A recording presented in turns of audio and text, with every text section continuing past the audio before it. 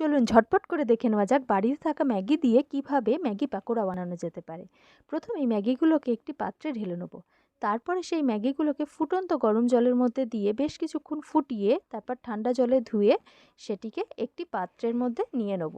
তারপর ম্যাগির মধ্যে পরিমাণ মতো নুন, মিষ্টি আর মশলার মধ্যে যেমন ধনে গুঁড়ো, জিরে গুঁড়ো, লঙ্কা গুঁড়ো, মরিচ গুঁড়ো আর কিছুটা মিট মশলা, এই সমস্ত কিছুকে অ্যাড করে দেবো। আর ম্যাগির প্যাকেটে থাকা যে ম্যাগি মশলাগুলো আছে ওগুলোকেও অ্যাড করে দেবেন।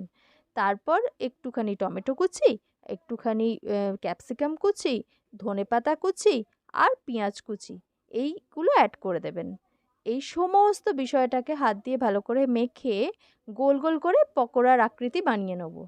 তারপরে সেই পাকোড়াগুলোকে আগে থেকেই কিছুটা পরিমাণ কর্নফ্লাওয়ার জলে গুলে রেখে দেবেন।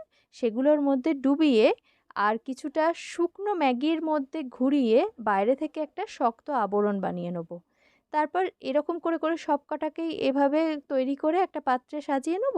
তারপর গরম তেলে এই একটি একটি করে ছেড়ে দিলেই রেডি হয়ে যাবে আপনাদের ম্যাগি পাকোড়া।